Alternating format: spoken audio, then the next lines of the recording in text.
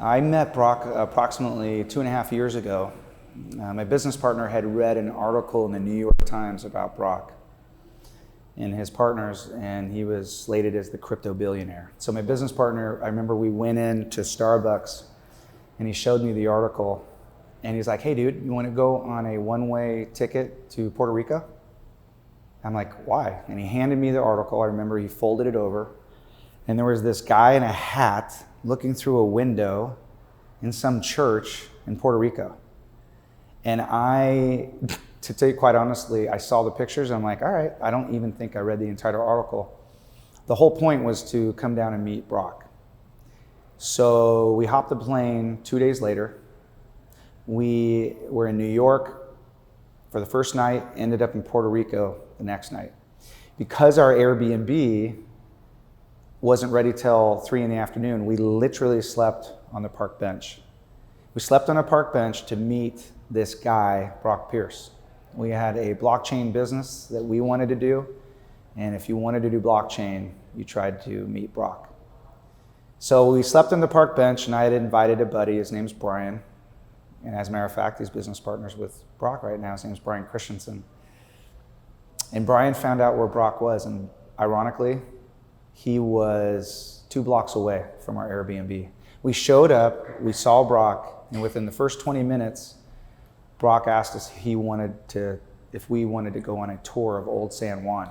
He personally led us on a tour of Old San Juan, and I'll never forget the first thing out of his mouth. He said, "Guys, if you're gonna do business here in Puerto Rico, partner with the locals." So fast forward, maybe a week, 2 weeks, we're still here in Puerto Rico. The one-way ticket didn't turn into a round trip. We got ourselves a little apartment that we actually rented for the month. We started a business here. My business partner moved his entire family and now lives here in Puerto Rico. And it was really due to the influence that we had with Brock.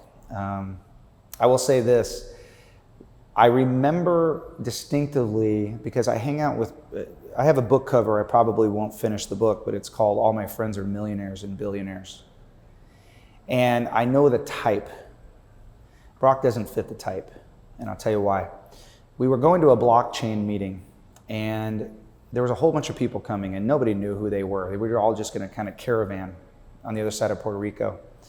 And I remember getting in the back of the minivan, because that's where I like to sit. And all of a sudden, Brock came back and sat back there, and I kind of looked at him, and I'm like, "You're not supposed to be sitting back here. Like, technically, you're supposed to be sitting up front." And he looked at me, I think I was incredulous, and I literally said something like, "Dude, what are you doing back here?" And he goes, "Dude, I love the back seat. That's my favorite spot." So we kind of like bonded. But here's what happened. So there was one more person that was coming in, and we didn't know this person. And dude, I was hungry. You have to understand, man, we had been traveling, we'd been doing a whole bunch of stuff, and so we just neglected to eat. And so somebody said, "Hey, should we take off and go to the restaurant?" And I said from the back of the car, "Yeah, let's go." And then Brock said, "Nah, let's wait." I failed the hunger test. I mean, honestly, first of all, he should have had a caravan. He shouldn't have been sitting in the back of the bus. And second of all, he waited for the last guy. He didn't know who that guy was. The guy climbs in the car, we all go to dinner, and at that moment is when I knew Brock had something special. So my name is Jeff Crane, and I could probably tell you like a dozen other stories of Brock and the wonderful times we've had together. But it's those little times when you don't know somebody's watching you that makes the difference. And that's why I support Brock.